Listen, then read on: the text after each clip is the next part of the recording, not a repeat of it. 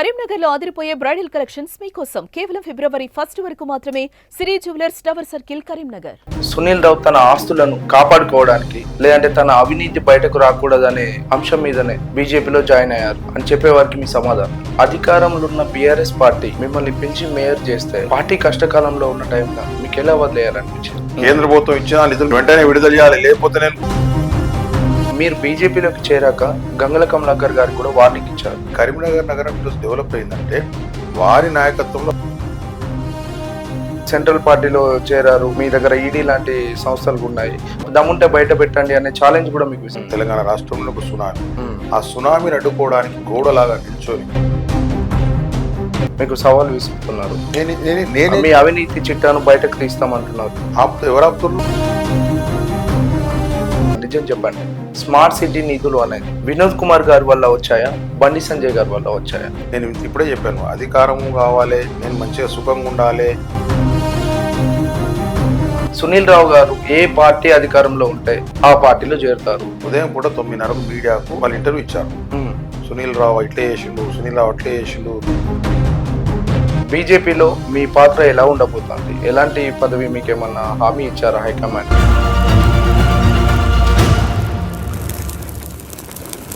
Welcome to Suman TV Karimnagar talks. నేను మీ సదాచారి. ఈ రోజు మనతో స్టూడియోలో మాజీ మేయర్ సునీల్ రావు గారు ఉన్నారు. నమస్తే సార్. నమస్తే.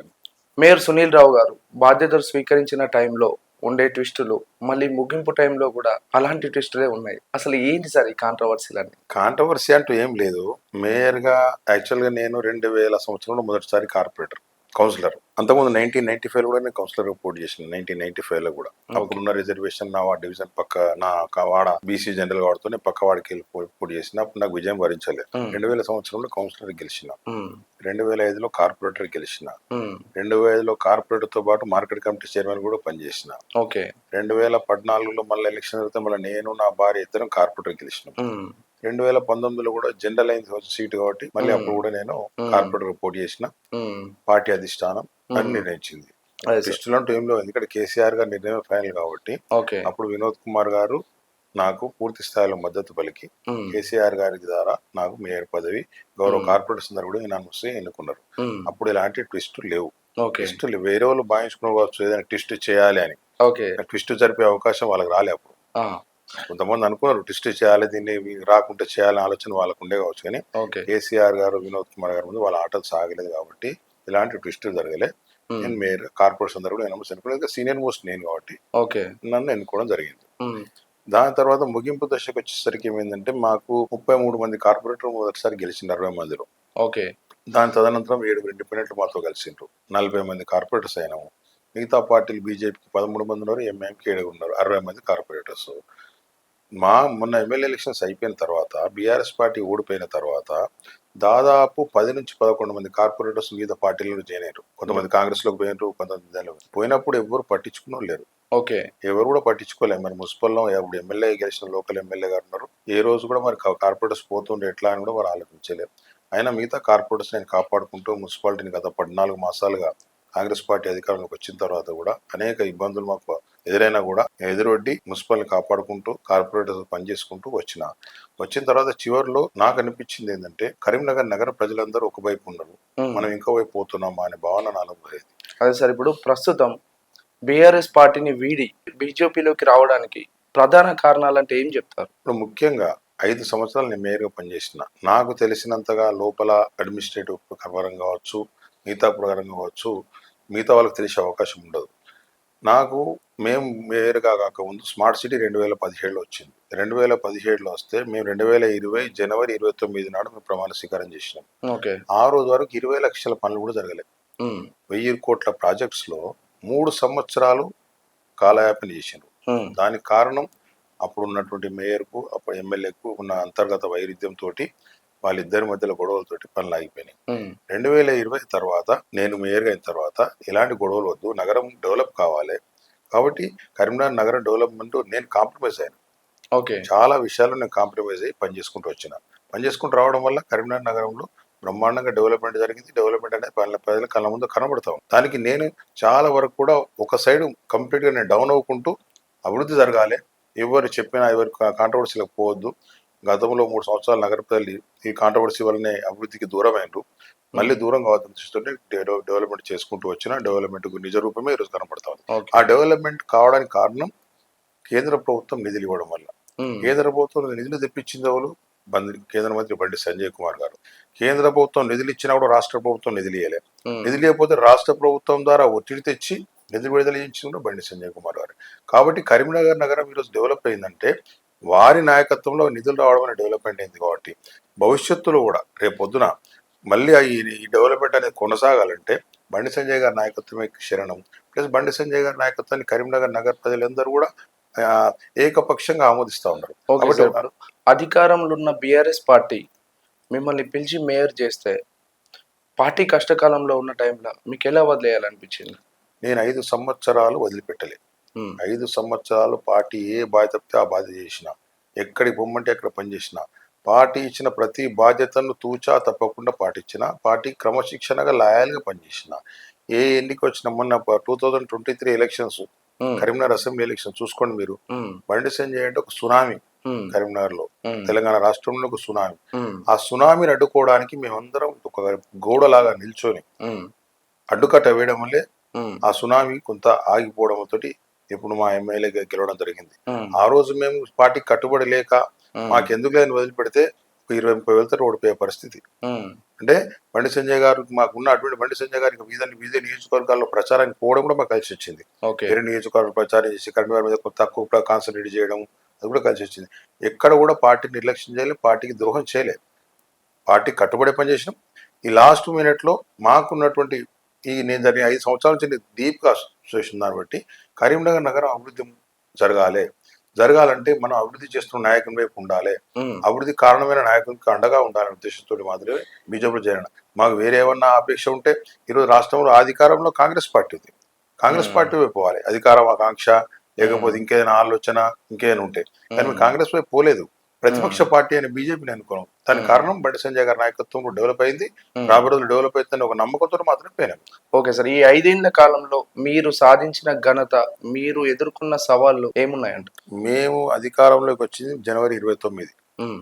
ఒక నెల తర్వాతనే కరీంనగర్కు కోవిడ్ రూపంలో, కరోనా రూపంలో మొట్టమొదటిసారిగా భారతదేశంలోనే 13 పాజిటివ్ కేసులు వచ్చిన నగరం కరీంనగర్ నగరం. ఓకే. 13 కోవిడ్ అంటే తెలియదు, కోవిడ్ ఏ రూపంలో వస్తుందో తెలియదు, ఉమ్. ఏ రూపంలో మనుషులు కబలిస్తుందో తెలియదు. అయినా కూడా మేము ఇక్కడ వేయలే. ఉమ్. అప్పుడు నేను కావచ్చు, అప్పుడున్న కమిషనర్ క్రాంతి కావచ్చు, ఉమ్. అప్పుడున్న కలెక్టర్ శశాంక్ గారు కావచ్చు, ఉమ్. అప్పుడున్న సిపి కమలసన్ రెడ్డి గారు కావచ్చు, ఉమ్. మేమందరం కూడా ఏక నిర్ణయం తోటి ప్రజలు కాపాడుకోవాలి అని చెప్పే ఉద్దేశంతో ఒక క్వారంటైన్, ఒక మొత్తం ఒక ప్లేస్ అంతా కూడా ముకరంపుర ఏరియా అంతా కూడా టోటల్ గా లాక్డౌన్ చేసి ఆ ఏరియాను మొత్తం క్లోజ్ చేసుకొని ఎవరిని బయటికి రాకుండా చూసి నెల 15 రోజులు ఎంత ఇబ్బంది పడ్డాము. ఛాలెంజింగ్ టాస్క్ మాకు అది స్టార్టింగ్. ఓకే. అప్పటి నుంచి మొదలైందంటే దాని తర్వాత అభివృద్ధి కార్యక్రమాల దృష్టి పెట్టాం. అభివృద్ధి కార్యక్రమాల్లో ఎన్ని అడ్డంకులు వచ్చినా కూడా ఒక్కొక్క అడ్డంకు తొలగించుకుంటూ వెళ్ళి ఈ రోజు కరీంనగర్ నగరాన్ని అభివృద్ధి చేసినాం. కరీంనగర్ నగరంలో డ్యామ్ పక్కకుండి కూడా కరీంనగర్ ప్రజలు 2 రోజులకు ఒకసారి వాటర్ తాగే పరిస్థితి. అటువంటిది డైలీ వాటర్ సప్లై ఇచ్చే స్కీమ్ కంప్లీట్ చేసుకున్నాం. డైలీ వాటర్ సప్లై ఈ రోజు కరీంనగర్ దిగ్విజయంగా ఇస్తూ ఉన్నాం. కరీంనగర్ నగరంలో రాత్రి కూడా తిరగాలంటే లైటింగ్ సరిగా వ్యవస్థ ఇంటికి లేని పరిస్థితి నుంచి ఈ రోజు రాత్రి పూట కరీంనగర్లో తిరుగుతూ ఉంటే కరీంనగర్ నగరం ఒక చంద్రుని కింద ఉన్నట్టుగా అంత వెలుతురుతో జిగజగలాడుతూ ఉంది. వాటర్ సప్లై కావచ్చు, శానిటేషన్ కావచ్చు, రోడ్స్ కావచ్చు, పార్కులు, ముఖ్యంగా వృద్ధులకు కూర్చున్నామంటే పార్కులు లేవు, మహిళలకు పోదామంటే పార్కులు లేవు, ఊరవతల ఉజ్జల పార్క్ తప్పితే వేరే పార్కు దిక్కులేని పరిస్థితి నుంచి ఈరోజు నగరం నడిబొడ్డున పార్కులు అందుబాటులో తీసుకొచ్చాం. ఓకే. వృద్ధులు కానీ మహిళలు కానీ షుగర్ పేషెంట్ నాడు వాకింగ్ చేద్దామంటే వాకింగ్ ట్రాక్ లేని పరిస్థితి. ఈ రోజు కరీంనగర్లో ఏ మూలకు చూసినా బ్రహ్మాండమైన వాకింగ్ ట్రాక్స్ కోట్లాది రూపాయలు వచ్చేసి వాకింగ్ ట్రాక్ తీసుకొచ్చినాం, ఓపెన్ జిమ్లు తీసుకొచ్చినాం. మేము చేయని పని అంటూ లేదు. ఆ విధంగా కరీంనగర్ నగరం దాదాపు 1400 కోట్ల రూపాయలతోటి నవ్వుతో నవ్వుచేటట్టుగా తీర్చిదిద్దడం మాకు చాలా సంతోషంగా, చాలా ఆనందంగా ఉంది. ఓకే సార్, సునీల్ రావు తన ఆస్తులను కాపాడుకోవడానికి లేదంటే తన అవినీతి బయటకు రాకూడదనే అంశం మీదనే బీజేపీలో జాయిన్ అయ్యారు అని చెప్పేవారికి మీ సమాధానం? నేను క్లియర్గా చెప్పిన, సునీల్ రావు అనే వ్యక్తికి కరీంనగర్ తప్పితే కరీంనగర్ నగరమే నా ప్రాణం. కరీంనగర్ నగరంలో పుట్టిన, కరీంనగర్ నగరంలో గత 37 సంవత్సరాల రాజకీయాల్లో ఉన్నా, నాకు ఏది ఉన్నా కరీంనగర్లో ఉంది. కరీంనగర్లో నాకు ఏది ఉన్నా కాగితం మీదనే ఉంది. నాకు బినామీలు లేరు, నాకు వేరే ఆస్తులు లేవు, నాకే పెద్ద ఫామ్ హౌస్ లేవు, నాకేం పెద్ద వేరే బన్ని నగరాల్లో గెస్ట్ హౌస్ లేవు, విదేశాల్లో పోయి జల్సాలు చేసే అలవాటు లేవు, ఏది లేదు. నేను ఓపెన్గా చెప్పిన ఏ విచారణ చేసుకోండి. ఈ రోజు కూడా నేను జిల్లా కలెక్టర్ గారికి రిప్రజెంటేషన్ ఇచ్చి వచ్చిన. కరీంనగర్ నగరంలో ఏదన్నా మీరు చేసిన అభివృద్ధి కార్యక్రమాలలో 5 సంవత్సరాల్లో ఏదైనా అభివృద్ధిలో మరి ఏమైనా అవకతవకలు జరిగి ఉంటే విచారణ చేయించండి. విచారణ చేసే వాళ్ళని అక్రమార్కులు ఉంటే తప్పకుండా కూడా వారి మీద చర్య తీసుకోవాలని కలెక్టర్ గారికి ఇప్పుడే రిప్రజెంటేషన్ ఇచ్చి వచ్చినాం. ఎందుకంటే మేము చాలా ట్రాన్స్పరెంట్గా ఉండే వ్యక్తులం, ఎక్కడ కూడా అవినీతికి దూరంగా ఆమడ దూరంలో ఉన్న వ్యక్తులం, ఎక్కడ కూడా భూ కబ్జాలు కానీ భూదందాలు కానీ. ఇప్పుడు మన పోలీస్ డిపార్ట్మెంట్ ఎకనామిక్ అఫెన్సింగ్ అని పెట్టిన 3-4 వేల దరఖాస్తులు వచ్చినాయి పోలీస్ డిపార్ట్మెంట్. ఒక్క దరఖాస్తులో సునీల్ పేరు ఉండదు. మరి ఒక్కొక్క చిన్న చిన్న నాయకుల పేర్లు 10-20 దరఖాస్తులు వస్తాయి. ప్రస్తుత ఎమ్మెల్యేలు కానీ ఇతర కార్పొరేటర్లు కూడా మీకు సవాల్ విసురుతున్నారు.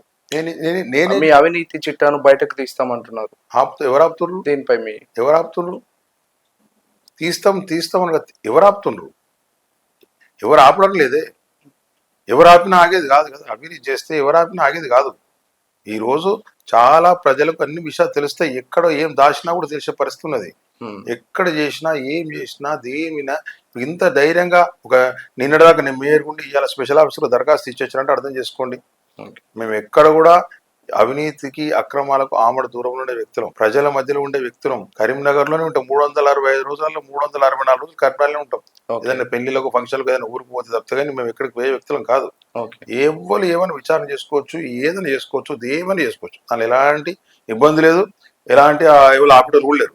ఓకే, బీజేపీలో చేరుతున్నట్టు మీరు మేయర్ అవడంలో కీలక పాత్ర పోషించిన వినోద్ కుమార్ గారికి అయినా ఒక మాట చెప్పారా? నేను గత 6-7 మాసాలుగా బీఆర్ఎస్ పార్టీలో నేను వినోద్ కుమార్ గారికి ఎంపీ పోటీ చేయకని చెప్పిన వ్యక్తి నేను. ఓకే, ఎంపీ ఎలక్షన్స్ లో మీరు పోటీ చేయకండి, పరిస్థితి బాగాలేదని చెప్పిన వ్యక్తి నేను. ఎందుకంటే వినోద్ కుమార్ గారు నాకు శ్రేయోభిలాష్. నాకు మేయర్ ఇప్పించింది ఆయన్నే. ఆయన రికార్డు చెప్తున్నా, నాకు ఆయనే ఇప్పించిండు. ఆయన లేకపోతే నేను మేయర్ కాకపోతుంటే. ఆయననే నాకు ఈ రోజు నా చెప్తున్న భగవంతుని తర్వాత నా స్థానం నా గుండెలో వినోద్ కుమార్ గారికి ఉంటుంది ఎప్పటికి కూడా. కానీ నేను గత 6 మాసాలుగా బీఆర్ఎస్ పార్టీలో జరుగుతున్న పరిణామాలు, ఇంటర్నల్గా లోకల్గా మమ్మల్ని డిస్టర్బ్ చేసే ప్రయత్నాలు, అన్ని రకాలుగా కూడా రకరకాలుగా వివాదాలు సృష్టించే కార్యక్రమం అన్ని నేను మౌనంగా చూస్తున్నా. మాట చెప్పారా? నేను వినోద్ కుమార్ గారు చెప్పలేదు. ఒక మాట సార్, నిజం చెప్పండి. స్మార్ట్ సిటీ నిధులు అనేది వినోద్ కుమార్ గారి వల్ల వచ్చాయా, బండి సంజయ్ గారి వల్ల వచ్చాయా? స్మార్ట్ సిటీ వచ్చింది, అనౌన్స్ అయింది వినోద్ కుమార్ వల్ల. 2017లో అప్పుడు వినోద్ కుమార్ గారి ఎంపీ స్మార్ట్ సిటీ నిధులు స్మార్ట్ సిటీ అనేది వారి ద్వారా వచ్చింది, వినోద్ కుమార్ ద్వారా. 2019 దాకా వారు ఎంపీ ఉన్నారు, కానీ ₹1 నిధులు రాలేదు. ₹1 నిధులు రాలేదు. 2019లో బండి సంజయ్ కుమార్ గారి ఎంపీ అయిన తర్వాతే నిధులు రావడం మొదలైంది. అప్పటి వరకు ₹1 నిధులు రాలేదు. ఈ రోజు వచ్చిన 428 కోట్ల రూపాయల నిధులు సెంట్రల్ నుంచి వచ్చినాయి. బండి సంజయ్ గారు ఎంపీ అయిన తర్వాతనే వచ్చినాయి. ఇది వాస్తవం, రికార్డు ఉన్నది. ఏ రూపాయలు ఎప్పుడు వచ్చినాయని మున్సిపల్ రికార్డు ఉంటుంది అఫీషియల్. సో స్మార్ట్ సిటీ నిధులన్నీ కూడా రావడంలో బండి సంజయ్దే కీలక పాత్ర అంటారు. 100% కేంద్రం నుంచే కాదు, రాష్ట్రం నుంచి కూడా మెడల్ నుంచి ఇప్పించిండు. కేంద్రం ఇచ్చిన తర్వాత నిధులు మధ్యలో ఆపుకుంటే రాష్ట్రం ఎందుకు ఆపుకుంటారు?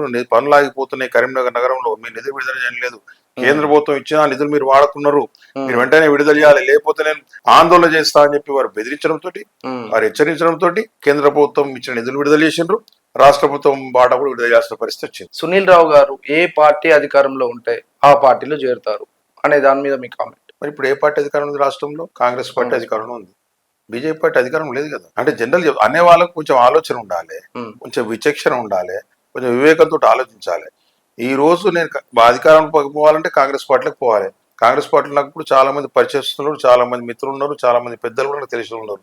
నేను వస్తా అంటే ఎవరు కాదనే వాళ్ళు కాదు. నేను కాంగ్రెస్ పార్టీ పోలేదు కదా, మరి బీజేపీ వచ్చిన కదా.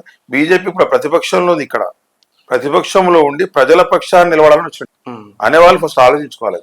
అంటే కాంగ్రెస్ లో చేరడానికి కూడా మీరు ప్రయత్నాలు చేశారు, కానీ పొన్నం దీనికి అడ్డుకట్ట వేశారు, దానివల్ల మీరు చేరలేదు అనే దానిపై మీ అభిప్రాయం చెప్పి. కాంగ్రెస్ లో చేరాలని ఏ రోజు ప్రయత్నం చేయలే. కాంగ్రెస్ పార్టీ నాకు మొన్న అసెంబ్లీ ఎలక్షన్ కూడా టికెట్ ఆఫర్ ఇచ్చింది, assembly election ticket, assembly ticket, Karimnagar ticket కూడా నాకు ఆఫర్ వచ్చింది. అయినా నేను పోలేదు. కేసీఆర్ గారి నాయకత్వం మీద విశ్వాసంతో నేను పోలేదు. కాంగ్రెస్ పార్టీలో చేరదామంటే ఏ ఒక్కరు అడ్డుకునే పార్టీ కాదు అది.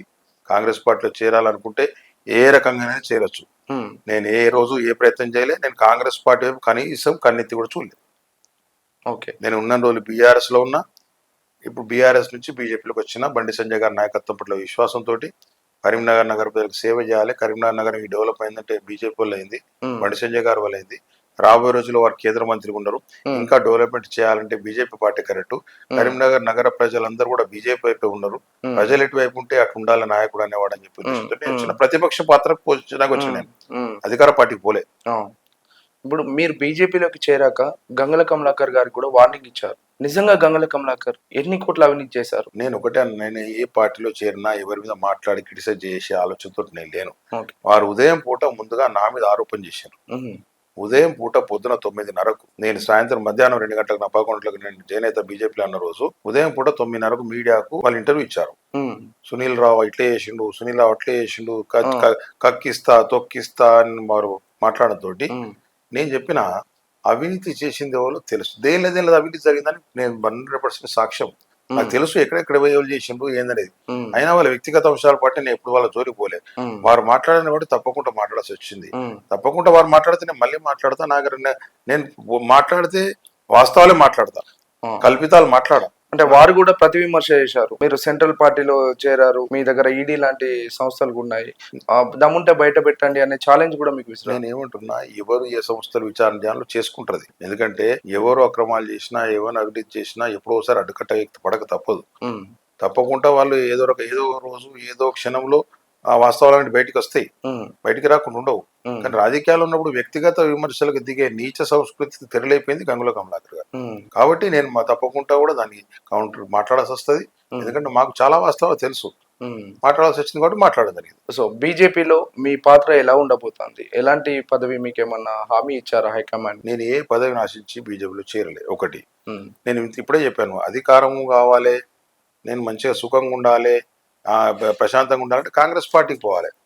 కాంగ్రెస్ పార్టీకి పోతే ఈ 4 ఏళ్ళు ప్రభుత్వం ఉంది, రాష్ట్రంలో అధికారం చెలాయించవచ్చు, ఏదైనా పదవి ప్రయత్నం చేసుకోవచ్చు, ఏదో రకంగా సుఖపడచ్చు అని ఆలోచన ఉంటుంది.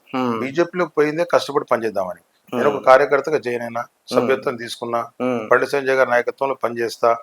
ఏ కార్యక్రమం తీసుకుంటే ఆ కార్యక్రమం తీసుకుంటా. ఏ పదవులు ఆశించలేదు, ఏ పదవులు నేను ఎప్పుడు కూడా పదవులు ఆశించి ఏ పార్టీకి పోలే. నాకు నా పని విధానం నచ్చే నాకు ఆ పార్టీలో అధికారం నాకు పదవులు ఇచ్చిన. ఇంతకుముందు చెప్పాను, నేను 5 సంవత్సరాలు నేను బీఆర్ఎస్ పార్టీలో చేరినాడు కూడా.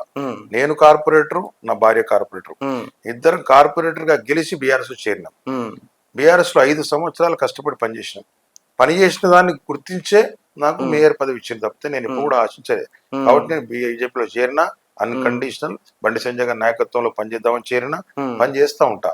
పార్టీ ఏ బాధ్యత ఇచ్చినా బాధ్యత పని చేస్తారు. మీతో పాటు ఇతర కార్పొరేటర్లకు కూడా బీజేపీలో చేరబోతున్నట్టుగా సమాచారం ఉంది. దీనిపై మీరేమంటారు? ఎవరినో రాజకీయ జీవితానికి నేను బాధ్యత కాదలుచుకోలే. కాబట్టి బీజేపీలో కూడా ప్రతి డివిజన్ లో కష్టపడి పనిచేసే క్యాడర్ ఉంది. గత 10 సంవత్సరాలుగా అధికారంలో ఉన్నా లేకపోయినా ఆటుపోట్లు ఎదుర్కొని ప్రతి డివిజన్ లో కష్టపడి పనిచేసే నాయకత్వం ఉంది. కాబట్టి ఏ నాయకునికి నేను అడ్డంకు సృష్టించదలుచుకోలే. కాబట్టి ఏ కార్పొరేటర్ కూడా నేను రమ్మనలే, ఎవరిని కూడా నాతో రావాలని అడగలేదు. నేను నాతో వచ్చిన వాళ్ళు మనస్ఫూర్తిగా వచ్చిండ్రు. వారు కూడా బండి సంజయ్ గారి నాయకత్వం పట్ల విశ్వాసంతో వచ్చిన వాళ్ళు తప్పితే కానీ ఎక్కడ కూడా మేమే కార్పొరేటర్ రావాలి, మీరు నాతో రావాలని ఇక్కడ ఫోర్స్ చేయలే. వాళ్ళు నా వస్తామని చెప్పి చాలా మంది నన్ను అడిగారు. దాదాపు 14-15 మంది కార్పొరేటర్ నా దగ్గర వస్తామని అడిగారు. నేను ఏ ఒక్క కార్పొరేటర్ కూడా నేను రెస్పాన్స్ చేయలే. నేను ఎవరు కూడా బాధ్యతని కాదలుచుకోలే. BJP at the same time బీజేపీలో ఉన్న క్యాడర్ కూడా నేను వాళ్ళ మనోభావాలు దెబ్బతీసుకోవాలి. ఎందుకంటే వాళ్ళు కష్టపడి పనిచేసిన వాళ్ళు చాలా మంది ఉన్నారు. వాళ్ళ రాజకీయ జీవితం వాళ్ళకి ఇంపార్టెంట్. ఉన్న వాళ్ళని కష్టపడ్డ వాళ్ళని గెలిపించుకోవాలి బండి సంజయ్ గారి నాయకత్వంలో అని చెప్పే వాళ్ళు ఆలోచనతోనే మేము ఉన్నాం. ఒక బీఆర్ఎస్ లో ఒక ప్రముఖ లీడర్ గా ఉన్న మీరు, మీతో పనిచేసే మిగతా కార్యకర్తలకు కానీ, కార్పొరేటర్లకు కానీ, ఇతర నాయకులకు కానీ ఎటువంటి సందేశం వెళ్తుంది ఇప్పుడు మీ పార్టీ మార్పు? నేనేమంటున్నా, ఎక్కడైతే ప్రజలకు సేవ చేసే నాయకుని ఎంబడ మనం ఉండాలి, నగర అభివృద్ధికి పాటుపడే నాయకుని ఎంబడ ఉండాలి. సొంత అభివృద్ధికి పాటుపడే నాయకుని దగ్గర ఉంటే మనకేం వచ్చేది లేదు. ప్రజల కోసం పనిచేసి నగరాభివృద్ధికి పనిచేసే నాయకుడు కనబడ్డాడు కాబట్టి ఆ నాయకుడికి మనం చేదోడువాదోడుగా ఉండాలి. ఆ నాయకుడు చేదోడువాడు ఉన్నప్పుడు అతని స్ట్రెంత్ అవుతాడు. ఇంకా కరీంనగర్ నగరానికి ఇంకా పెద్ద ఎత్తున అభివృద్ధి చేసే అవకాశం చేసిన దానిలో మనం కూడా పాల్పంచుకున్న వాళ్ళు అవుతాం. కరీంనగర్ నగరం డెవలప్ అయితే అందరం డెవలప్ అయినట్టే. కాబట్టి ఆ ఉద్దేశంతో ఆలోచించుకోవాలి తప్పితే కానీ నేను ఎవరికేం చెప్పలేదు.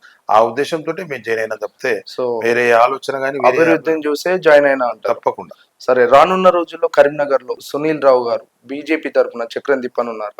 నేనేం చెప్పినది, మా నాయకుడు బండి సంజయ్ గారు నాయకత్వంలో ఒక సామాన్య కార్యకర్తగా నాకు, ఎందుకంటే నాకు ఇలా 56 సంవత్సరాల వయసు, 37 సంవత్సరాల రాజకీయ జీవితం ఉన్నది. నేను ఎక్కడ కూడా చిన్న స్థాయి నుంచి ఈ స్థాయి వరకు వచ్చిన, పొలిటికల్ బ్యాక్గ్రౌండ్ ఉన్న నా ఫ్యామిలీ కాదు మాది, పొలిటికల్ బ్యాక్గ్రౌండ్ లేదు, సొంతంగా కష్టపడి వచ్చిన వాళ్ళం మేము. కాబట్టి బండి సంజయ్ గారి నాయకత్వంలో పనిచేస్తాం. వారు ఏ ఆదేశాలు ఇస్తే ఆ ఆదేశాలకు పనిచేయడానికి సిద్ధపడి వచ్చినాం మేము. చక్రాలు దింపుడు ఇవన్నీ మాతో కాదు, ఎక్కడ కూడా చెప్పాలి అట్లా. ఏ పార్టీలో ఉన్నా నాయకుడు చెప్పిన పనే చేసినాం మేము. నాయకుడు ఏం చెప్తే అది చేసుకుంటూ వచ్చినాం. సొంతగా ఏ కార్యక్రమాలు కానీ సొంతగా ఎజెండా అంటూ మాకు ఉండదు. నాయకుడు ఆదేశాలే మాకు శిరోధారం. ఓకే, ఈ 5 సంవత్సరాల పదవి కాలంలో మీకు సంతృప్తినిచ్చిన అంశాలు, మీరు సవాళ్ళు ఎదుర్కొన్న అంశాలు కొన్ని చెప్పు. సవాళ్ళు అంటే పెద్దగా కోవిడ్ చెప్పాను నేను. కోవిడ్ పెద్ద సవాల్, అన్నిటికంటే పెద్ద సవాల్ కోవిడ్ మాకు. ఎందుకంటే మేము అధికారంలో మేయర్ గా అయినాక నెలకే వచ్చింది కోవిడ్. ఆ కోవిడ్ గురించి అంతకుముందు ఎవరికి తెలియదు కాబట్టి అది పెద్ద సవాల్గా తీసుకున్నాం. దాని తర్వాత అభివృద్ధి కార్యక్రమాలు సాగించాలి, స్మార్ట్ సిటీ పనులు చేయాలన్నప్పుడు కూడా పెద్ద ఎత్తున దానికి కష్టపడ్డాం. అప్పుడున్న కమిషనర్ క్రాంతి గారు, అప్పుడున్న కలెక్టర్ శశాంక్ గారు, అప్పుడున్న సిపి కమలసేన్ రెడ్డి గారు, దాని తర్వాత వచ్చిన కలెక్టర్స్, దాని తర్వాత వచ్చిన కమిషనర్స్, మున్సిపల్ అధికారులు, కార్పొరేటర్స్ అందరు సహకారం తీసుకున్నా ఏ ఒక్కరిని కూడా నొప్పియకుండా, ఏ ఒక్క అధికారితో కూడా నేను పరుష పదాలు వాడకుండా అందరినీ సమన్వయం చేసుకుంటూ అందరినీ కోఆర్డినేట్ చేసుకుంటూ పనిచేసిన కాబట్టి కరీంనగర్ డెవలప్ అయింది. అదే సంతృప్తి ఉన్నది. ఎందుకంటే నేను ఇది 4వ కార్పొరేటర్, నా భార్య ఒకసారి కార్పొరేటర్. అంటే ఇన్ని సంవత్సరాల్లో ఏ పని చేయాలన్నా చాలా ఇబ్బంది ఉంటుండే. ఈసారి మాత్రం ఏ పని చేయాలన్నా కూడా చేయించుకునే దాంతో చేసుకున్నాం. అది చాలా సంతృప్తి వస్తుంది. నేను ఊహించిన ఏదైతే పని అనుకున్నాం, ఊహించిన పనులన్నీ చేయగలిగిన. కరీంనగర్ నగర ప్రజలకు మంచినీటి విషయంలో కావచ్చు, కరీంనగర్ నగర ప్రజల రోడ్ల విషయంలో కావచ్చు, కరీంనగర్ నగర ప్రజలకు లైటింగ్ విషయంలో కావచ్చు, శానిటేషన్ విషయంలో కావచ్చు, ఏ విషయం తీసుకున్నా కూడా చాలా గొప్పగా పనిచేసిన తృప్తి ఉంది. ఓకే, రాబోయే మున్సిపల్ ఎలక్షన్ లో కొత్త పార్టీతో ఎలా ముందుకు వెళ్ళబోతున్నారు? ప్రణాళికలు ఎలా ఉండబోతున్నాయి? బండి సంజయ్ గారి దగ్గర పూర్తి ప్రణాళిక ఉంటుంది. వారు పూర్తి స్థాయిలో బాగా గ్రౌండ్ లెవెల్ నుంచి చిన్న స్థాయి నుంచి వచ్చిన నాయకుడు. మరి కార్యకర్తల మనోభావాలు తెలుసు, ప్రజల మనోభావాలు తెలుసు, ఏ విధంగా కార్యాచరణ తీసుకోవాలో తెలుసు, ఏ విధంగా కార్యాచరణ ఇంప్లిమెంట్ చేయాలో తెలుసు. కాబట్టి వారి నాయకత్వంలో తప్పకుండా కూడా కరీంనగర్ మున్సిపల్ కార్పొరేషన్ మీద భారతీయ జనతా పార్టీ జెండా ఎగరడం ఖాయం. ఇది ప్రజలకు కూడా తెలుసు, ప్రజలు కూడా నిర్ణయం అయిపోయారు.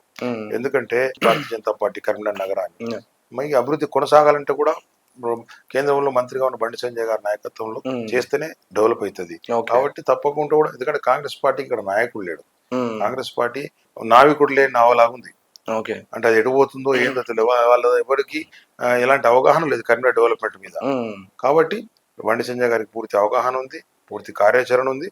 కాబట్టి బండి సంజయ్ గారి నాయకత్వంలో 66 సీట్లకు 45 సీట్లకు పైగా గెలుస్తాం. తప్పకుండా కూడా మంచిగా మళ్ళీ 5 సంవత్సరాలు కరీంనగర్ అభివృద్ధి కొనసాగిస్తాం. ఓకే, బీఆర్ఎస్ మేయర్ గా కరీంనగర్ ప్రజలు చూసిన సునీల్ రావుకి మేయర్ గా ముగింపు దశలో బీజేపీలో చేరిన సునీల్ రావు గారు కరీంనగర్ ప్రజలకు ఏం చెప్పబోతున్నారు? నగర ప్రజలు చాలా వివేకవంతులు. కరీంనగర్ నగరం అంటేనే అందరూ పరిణిత చెందిన నాయకులు ఉంటారు. ఏ ఉద్యమమైనా ఏదైనా ఇక్కడ నుంచి స్టార్ట్ అవుతుంది. కాబట్టి కరీంనగర్ నగర ప్రజలు తెలుసు.